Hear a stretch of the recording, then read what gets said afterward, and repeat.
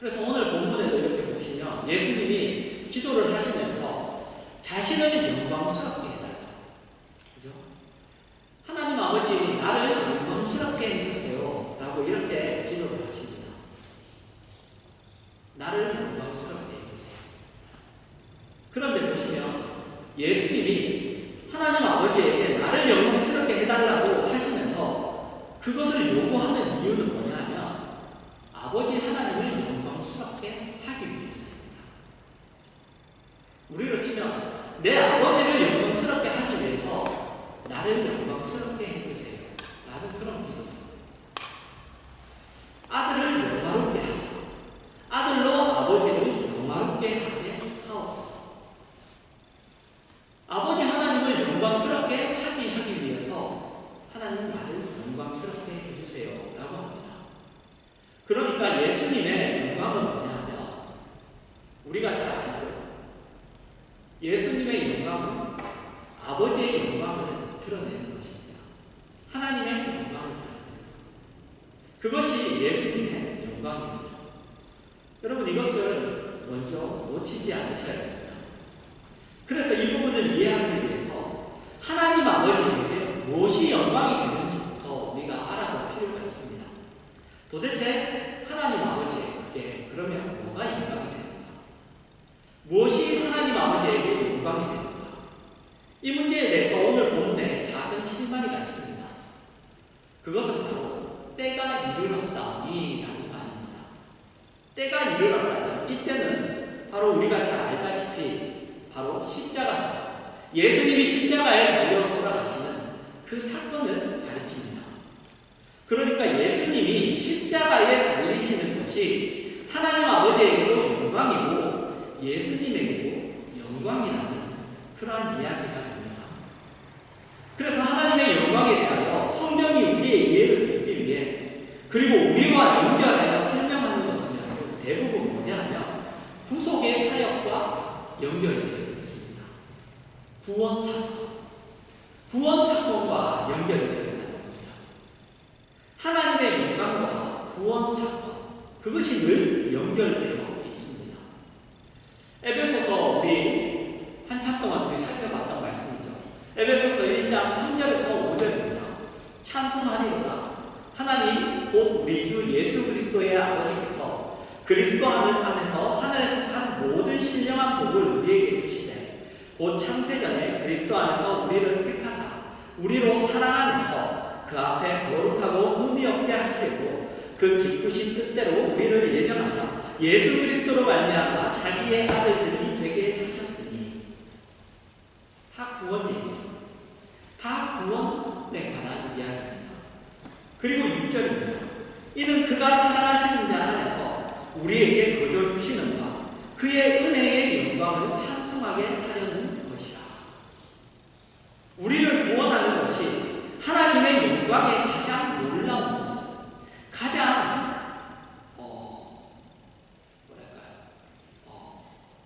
엄청난 그러한 놀라운 모습이라고 합니다. 그리고 7절에서 12절입니다. 우리는 그리스도 안에서 그의 은혜의 풍성함을 따라 그의 피로 말미암아 속량 곧 죄사함을 받았느니라. 이는 그가 모든 지혜와 총명을 우리에게 넘치게 하사 그 뜻의 비밀을 우리에게 알리신 것이요 그의 기뻐하심을 따라 그리스도 안에서 때가 찬 경륜을 위하여 예정하신 것이니 하늘에 있는 것이나 땅에 있는 것이 다 그리스도 안에서 통일되게 하려 하십니다.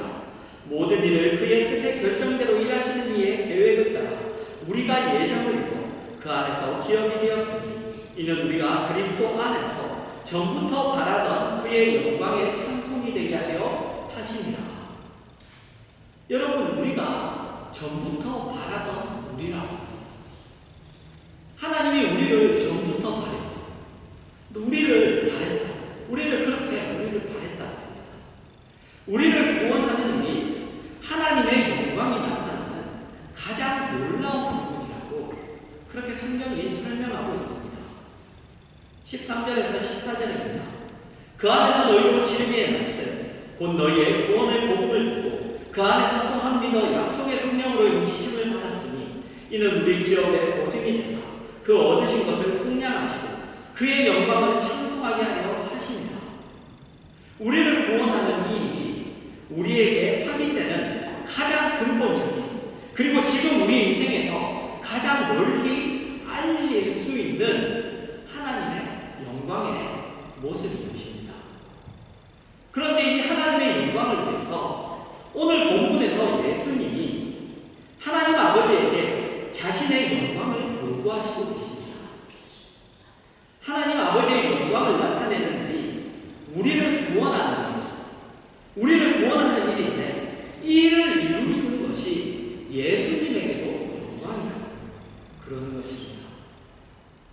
그래서 이 세상을 살아가는 성도의 가장 큰 보람과 의미와 영광이 무엇이냐면 바로 그 일에 참여하는 것입니다. 그 구원의 일에 참여하는 것. 하나님 아버지의 영광이 드러나는 일에 쓰임을 받는 것이죠. 그러면 그것이 어떤 것인가?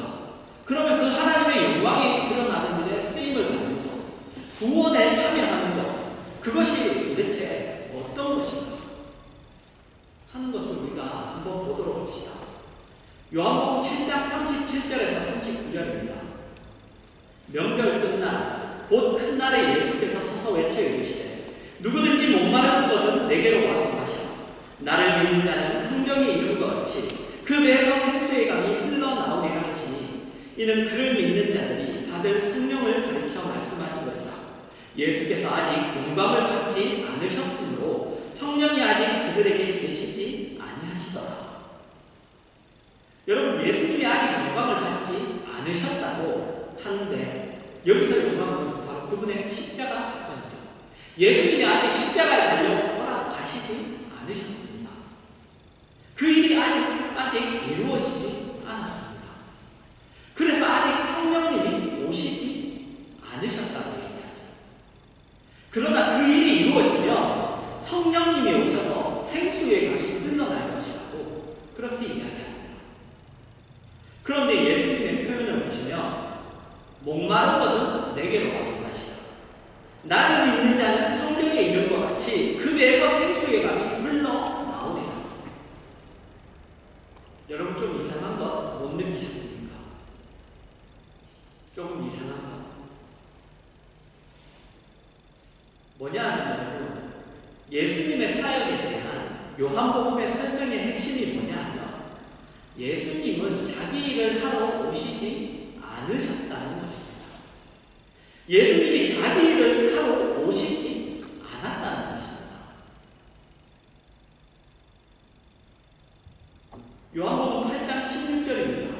만일 내가 판단하여도 내 판단이 참되니 이는 내가 혼자 있는 것이 아니요 나를 보내시니가 나와 함께 계시니라. 예수님이 자기는 보냄을 받았다. 아버지가 나를 보내셨다고 합니다. 이 보내심이 예수님의 모든 사역의 기초입니다. 요한복음 8장 42절입니다. 예수께서 이르시되 하나님이 너희 아버지였으며 너희가 나를 사랑하였으니 이는 내가 하나님께로부터 나와서 왔습니다. 나는 스스로 온 것이 아니요 아버지께서 나를 보내신 것입니다. 또 보내셨다고 하죠. 여러분, 예수님이 늘 내가 내 일을 하는 것이 아니라 내가 하는 일은 내가 하고 싶은 일, 내가 내 독자적으로 하는 일이 아니다. 내가 내 자유로 말하는 것도 아니다. 나는 아버지가 시키신 일을 하고 아버지께서 나에게 시키신 말을 한다. 여러분, 이런 식의 설명을 예수님은 계속 강조합니다.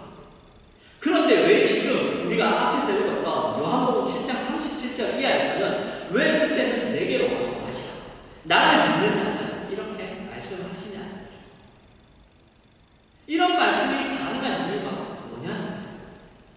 앞에서는 한 번도 그런 말씀을 안 하셨어요. 자기를 중심에 두고 얘기를 하지 않으셨다. 그 이유는 여러분, 그분이 예수님이 목표가 아닐지라도 예수님이 목표를 향하여 지금 가시고 계시기 때문에 예수님이 목적지가 아니라 하나님 아버지가 목적지였고 그분이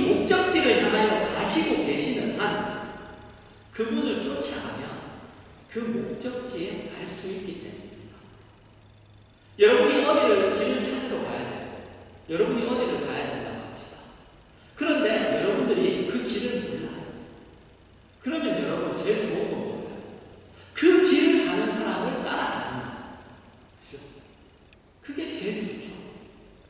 그게 확실하죠. 바로 예수님이 그 길 위에 서 있기 때문에, 그 가는 길 선상에 예수님이 계속 있기 때문입니다. 예수님은 지금 하나님의 뜻을 위하여, 하나님이 시키신 일을 위하여 오셨어요. 그분이 하시는 어떤 일도 그분이 혼자 자의적으로 하는 일이 아닙니다. 그 일은 하나님이 계획하시고 하나님이 시키신 일이에요. 그래서 예수님이 오셔서 순종하시며 충성하시고 계십니다. 그래서 지금 예수님이 내게로 와서 하시라, 나를 믿는 자는 이라고 이야기하시는 것은 자신이 하나님 앞에 서는, 하나님의 구원의 자리에 서는 방법인 것 이상, 예수님을 믿으면 하나님 앞으로 가는 것 이상으로 바로 예수님 자신이 우리에게는 보이는 지도이기 때문에, 보이는 안내자, 초대자이기 때문에. 요한복음은 여러분 처음부터 이 사실을 말하기 시작했습니다. 요한복음 1장 18절에 보시면 본래 하나님을 본 사람이 없으되 아버지 품속에 있는 독생하신 하나님이 나타내셨습니다.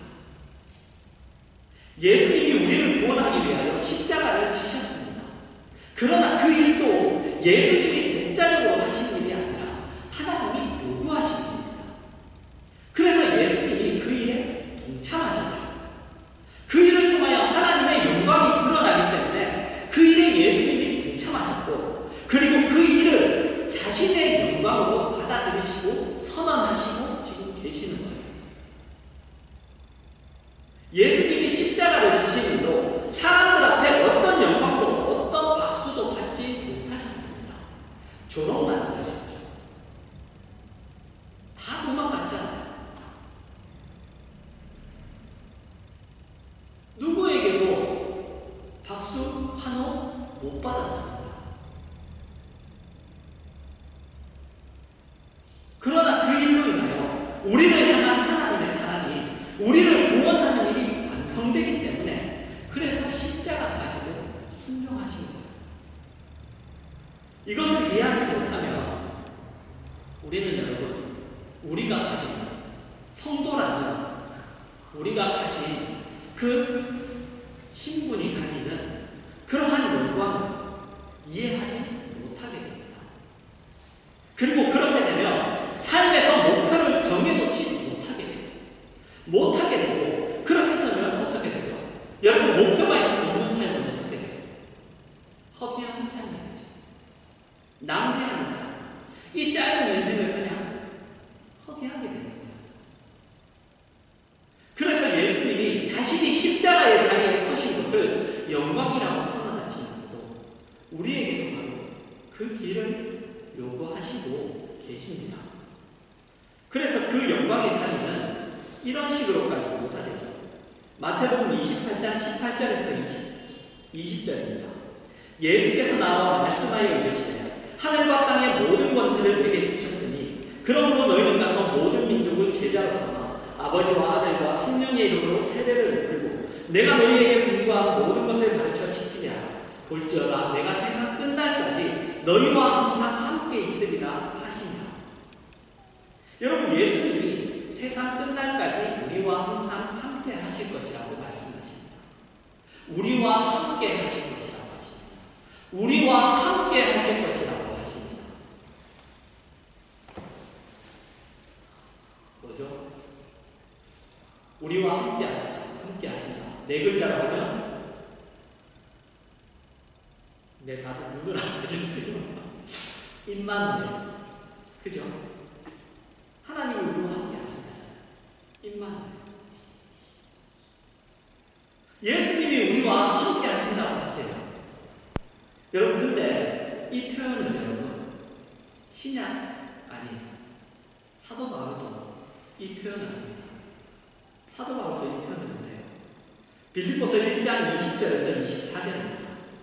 나의 간절한 기대와 소망을 따라 아무 일에든지 부끄러워하지 아니하고 지금도 전과 같이 온전히 담대하여 살든지 죽든지 내 몸에서 그리스도가 존귀하게 되리라 하나니 이는 내게 사는 것이 그리스도니 죽는 것도 유익하니라. 그러나 만일 육신으로 사는 이것이 내 일의 열매일진데 무엇을 택해야 하는지 나는 알지 못하노라. 내가 그 둘 사이에 끼었으니 차라리 세상을 떠나서 그리스도와 함께 있는 것이 훨씬 더 좋은 일이라. 그렇게 하고 싶으나 내가 육신으로 있는 것이 너희를 위하여 더 유익하리라. 사도 바울이 이렇게 얘기해요. 내가 지금 하나님 앞에 가는 것이 나를 위해서는 좋지만 그러지 않고 내가 지금 여기 살아서 내가 너희들에게 유익을 끼치는 것이 하나님의 영광을 높이는 것이고 나에게도 그것이 영광이다. 이렇게 얘기합니다. 그래서 사는 것이 좋다고 하죠. 내가 내 하고 싶은 것을 하고 내가 내 먹고 싶은 것을 먹고 내 마음대로 내 마음대로 하기 위해서 내가 여기 있는 것이 좋다는 것이 아니라 너희들에게 유익이 되기 때문에 너희들에게 내가 여기 있는 것이 사는 것이 유익이기 때문에 그래서 나는 산다. 이것이 나에게 영광이다. 근데 여러분 사도 바울의 삶을 알죠? 그죠? 사도 바울은 그러면 우리가 다 원하지만 그처럼 살아라 그러면 다들 슬금슬금 그죠? 마치 우리가 금메달을 따는 운동선수를 보는 거죠. 그 금메달을 따는 건 다 그렇지만 그가 어떻게 훈련하고 어떻게 그걸 따기까지 어떻게 살아왔는가 그걸 듣고 그걸 본다면 다들 그렇게 하고 싶은 사람은 없죠. 다 도망가잖아요. 그래서 사도 바울이 자기는 그래서 산다. 나는 그래서 산다고 얘기해요. 여러분 축구 선수에게 있어서 축구 경기에 뛰는 것이 영광일까요? 벤치에 앉아 있는 것이 영광일까요? 어때요? 어떻게 생각하십니까? 축구 선수인데 여러분이 축구 선수라고 생각해보세요. 그러면 여러분이 벤치에 그냥 앉아서 그 자리만 밟고 있는 것이 좋아요. 그게 여러분에게 영광이에요? 아니면 여러분들이 그 축구장에 나가서 다른 선수들과 경합하면서 그렇게 축구 경기를 하는 게 여러분에게 영광이에요? 축구 경기를 뛰는 게 영광이죠. 그죠? 뛰는 게 영광이죠. 비록 힘들어. 비록 옷이 땀에 젖어. 그래도 뛰는 게 영광이죠. 오히려 못 뛰는 것을 분해하고 오히려 못 뛰는 것을 부끄러워하고 항상 아쉬워하고 안타까워하죠. 하나님의 일에 동참하여 사는 것이 영광이라고 합니다. 그러나 이 말은 누구나 할 수 있는 말이 아니에요. 왜요? 자기의 삶이 하나님의 영광을 목표로 하여 그것을 드러내는 길을 걷고 있는 것으로만 이 말을 할 수 있기 때문이에요. 예수님의 내가 너희와 세상 끝날까지 함께 있겠다는 이 선언은 지금도 그분이 하나님의 일에 동참하며 영광의 자리에 계신다는 증거죠. 그리고 사도 바울도 같은 선언을 하는 거예요. 같은 고백을 하는 거예요. 여러분은 어떻습니까? 여러분의 존재가 여러분의 친척과 친구와 이웃한테 유익한 사람입니까? 이익인 사람입니까? 아니면 손해인 사람입니까? 여러분의 존재가 여러분의 삶이 여러분과 같이 있는 사람들의 어떤 유익을 향해 있습니까? 그 삶의 관계. 아니면 내 삶을 나를 향하여 계속 향하고 있습니까?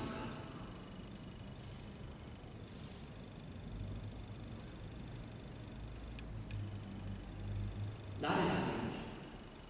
나를 향해 있어요. 모두가 다 나를 향해 있어야 되죠. 그래서 나도 나를 향해 있고 다른 어떤 모든 것들도 다 나를 향해 있어야 되죠. 나 하나를 달래주고 있어야 돼요. 하나님도 천사도 옆에 있는 성도들도 목사도 모두 여러분 안 돼요. 그러면 안 됩니다. 하나님은 여러분의 삶으로 성품으로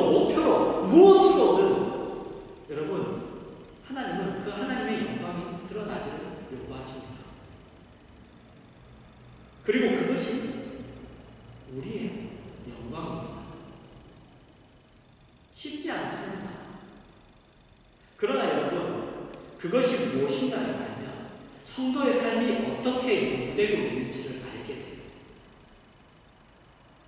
여러분, 신앙이라는 것은 알면 알수록 알게 돼요. 하면 할수록 채워져 갑니다.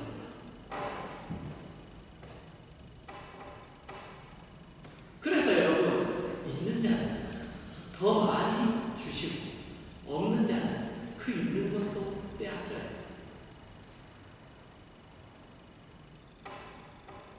해야 합니다. 그래서 알면 할수록 하나님의 영광이 내 영광이라 하나님의 영광을 향하여 살면 살수록 더욱더 하나님의 영광을 향하여 살려고 되고 더욱더 하나님의 영광이라는 것이 무엇인지 알게 되고 그리고 그것이 정말로 나의 영광이라는 것을 알게 되고 더욱더 그것이 내 영광이고 그것이 얼마나 값지고 그것이 얼마나 보배로운가를 알게 돼요. 그렇지 않으면 하나도 몰라요. 말만 듣죠. 말만 듣고 아 그렇구나. 지적인 동의만 일어나죠. 지적인 동의는 하지만 내 앞에는 전혀 그게 답이 아닙니다. 여러분 살다 보면 경제적으로 또는 육체적으로 또는 사회적으로 어려움을 만날 수 있습니다. 그런데 그 어려움을 해결하는 것으로 하나님이 영광을 절대로 받지 않아요. 내가 몸이 아파요. 그럼 몸이라는 것으로 하나님의 영광을 받아요. 내가 그 문제를 해결하는 것으로 그 문제를 내가 없애버리는 것으로 그것으로 하나님의 영광을 받지 않습니다. 그것이 아니라 그 어려움 속에서 어떻게 하는가로 하나님이 영광을 받으세요. 내가 그러한 어려움 속에서 내가 그러한 상황들 속에서 내가 어떻게 하는가 그것으로 하나님이 영광을 받으신다. 여러분 이걸 믿지 않으셔야 됩니다. 그 어려움을 해결하기 위하여 내가 하나님의 자녀로서의 그 원리를 그 자세를 그 모든 기준을 내가 고려하는 순간 잠깐 내가 고려하는 순간 하나님의 영광을 가리는 자입니다. 여러분 누군가는 보고 있어요. 여러분 우리의 속담 남발은 새가 듣고 반발은 누가 듣죠? 쥐가 듣나요? 네. 여러분 누군가는 보고 있어요. 누군가는 보고 있어요.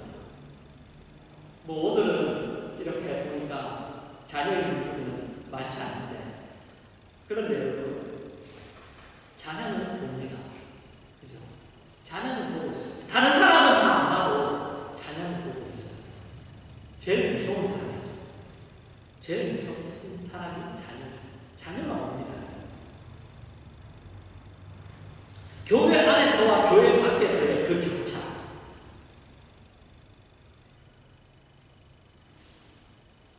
제가 아는 분은 그 자녀가 부모님에게 위선자라고 근데 그건 몰라서 하는 소리일 수도 있습니다.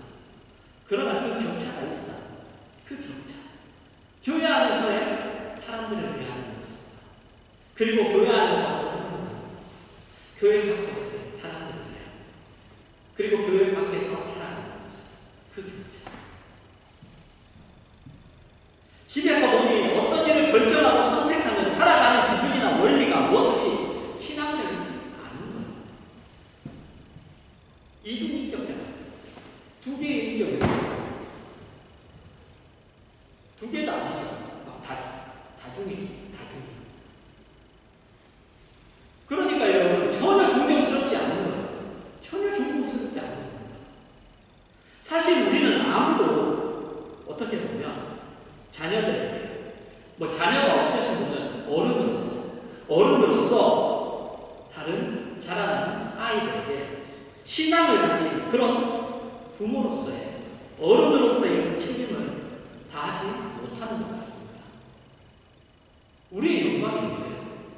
여러분 여러분의 영광이 뭡니까?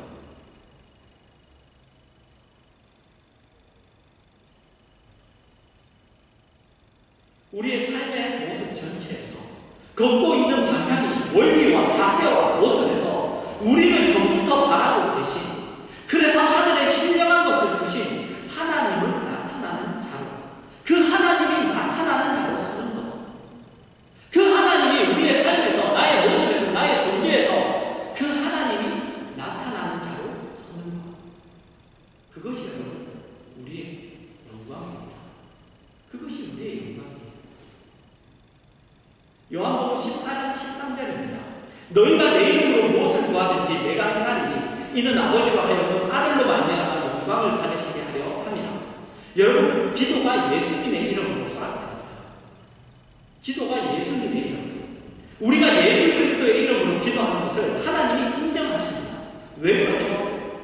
이유는 그분이 걸으신 길, 그분의 원리, 자세, 그 어느 것보다도 그분이 사신 세계 전체가 어느 부분도 하나님을 향한 그 길에서 어긋나 있는 것이 없기 때문에, 벗어나 있는 것이 없기 때문에, 그래서 그분의 이름으로 기도하는 것은 다 들어주세요. 마태복음 14장 8절과 9절입니다. 빌립이 이르되 주여 아버지를 우리에게 보여주옵소서, 그리하면 족하겠나이다. 예수께서 이르시되 빌립아, 내가 이렇게 오래 너희와 함께 있으되 네가 나를 알지 못하느냐? 나를 본 자는 아버지를 보았거늘 어찌하여 아버지를 보이라 하느냐? 예수님이 자신을 보는 것이 하나님 아버지를 보는 것이라고 했습니다. 나를 보는 것이 하나님을 보는 것이다. 여러분과 함께하는 사람은 여러분에게 무엇을 보였습니까? 여러분에게 무엇을 보였습니까? 여러분에게 무엇을 보였습니까? 그리고 예수님이 이어서 자기를 본 것이 하나님을 본 것이다라고 말할 수밖에 없는 이유를 이렇게 말씀하십니다. 10절입니다. 내가 아버지 안에 거하고 아버지는 내 안에 계신 것을 내가 믿지 아니하느냐. 내가 너희에게 이르는 말을 스스로 하는 것이 아니라 아버지께서 내 안에 계셔서 그의 일을 하시는 것이다. 이것이 예수님 자신의 삶에 대한 묘사입니다. 내가 아버지 안에, 아버지 안에, 아버지는 내 안에 계십니다. 여러분, 우리가 이것을 따라가야 합니다. 내 안에 계셔서 그의 일을 하시는 겁니다. 하나님이 내 안에 계셔서 하나님이 내가 내 일을 하는 것이 아니라 내 나를 통하여 하나님이, 나를 통하여 하나님이 일하시는 겁니다. 내가 사는데 내가 사는 것이 아니라 하나님이 사신 것이 나타난다.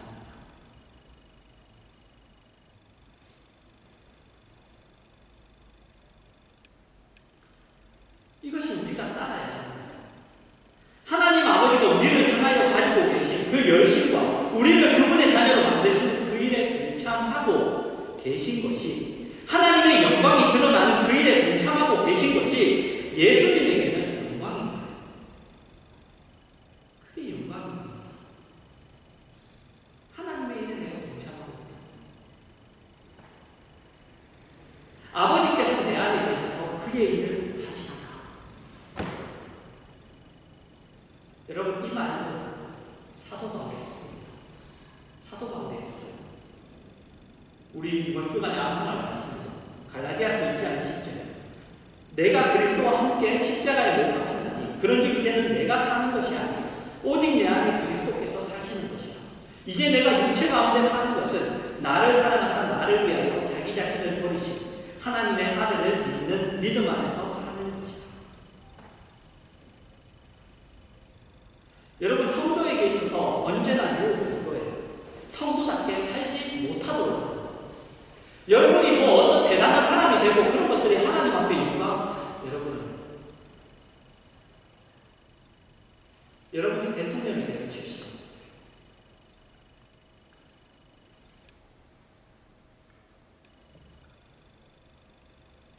여러분, 늘 사탄은 우리에게 성도답게 살지 못하도록 해요.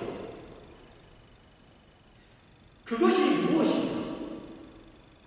여러분에게 예수 믿는 것을 내가 잠깐 적어놓고, 예수님 이렇게 하시기를 원하는데, 예수님 잠깐만 계세요. 내가 오늘 잠깐만 내가 이렇게 할게요. 내가 요것만 이렇게 할게요. 그런 생각이 들거든요. 여러분, 조심하십시오. 아니, 예수 믿으니까 예수 믿는 사람은 다 바보인 줄 알아. 가만히 있으니까 내가 가만히 있는 사람. 보자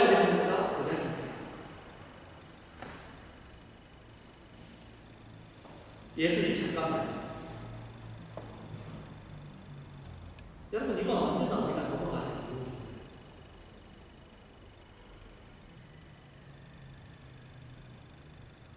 여러분 우리가 왜 그럴까요? 왜? 왜냐하면 우리는 하나님의 말씀대로 살면 손해볼 것 같다는 생각해요. 손해볼 것 같다. 그렇죠. 손해보죠 여러분. 하나님의 말씀대로 살면 손해봅니다. 세상의 것들을 손해보죠. 돈이 없어지죠. 내 시간이 사라지죠.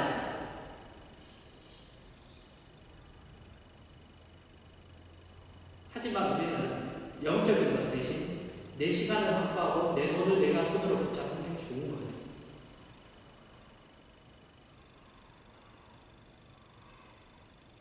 그래서 예수 그리스도로 내 안에 살게 하지 않고 그분은 제쳐두고 누가 살아요? 내가 살아요. 그분이 내 안에 계신데 그분은 제끼는 거예요. 잠시만요. 좀 들어가 계세요.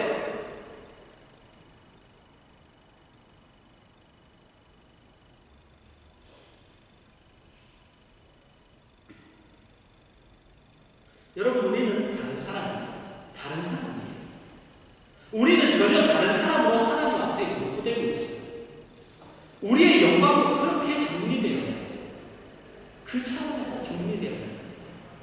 하루아침에 되지 않지만 점점 그렇게 바뀌어가셔야 돼요. 점점 바뀌어가셔야 돼요. 그래서 사람들이 정말 이렇게 느껴요. 맨날 저도 교회 다녀 아니면 저도 신앙생활 저 사람 교회 다닌다고 그러더라 맨날 놀리지만 그 사람의 마음속 깊은 곳에 저 사람은 좀 다르다. 저 사람은 왜 저럴까?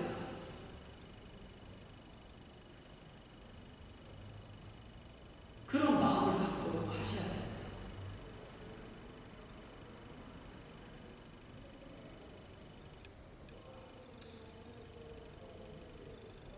그런 마음을 갖도록.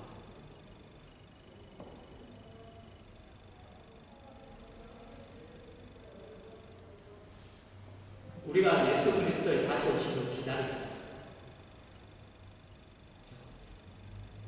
지금 기다리고 있잖아요.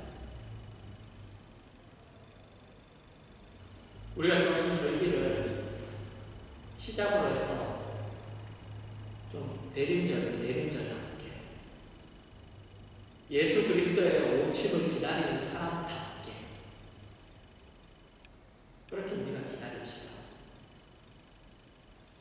여러분 오늘 말씀으로 여러분의 성도된 영광이 무엇인지 확인하시기 바랍니다. 성도인 내가 가지는 그 영광이 무엇인가?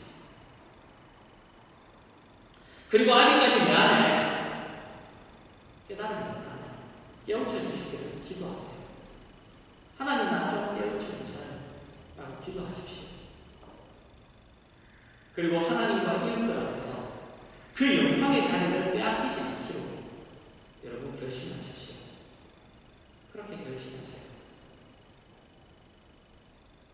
내 삶의 어느 자리든 어떤 시간이든 하나님 내가 그렇게 그 영광을 빼앗기면 내가 다른 것은 다 놓쳐도 그 영광을 빼앗기지 않고 살아가도록 주님 도와주세요.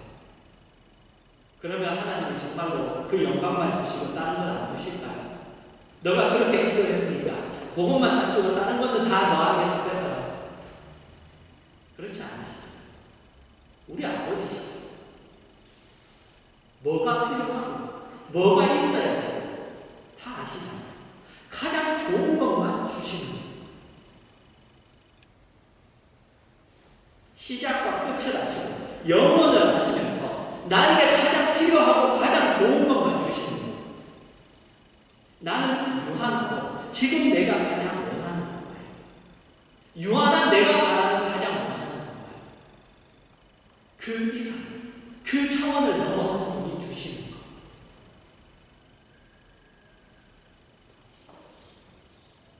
여러분 오늘 말씀으로 여러분의 자리, 여러분의 삶, 여러분의 신앙 다시 한번 돌아보시면서 영원히 하나님의 영광을 위하여 살며 또 그 영광을 뺏기지 않는 그러한 여러분들 되시기를 주님의 이름으로 축원합니다.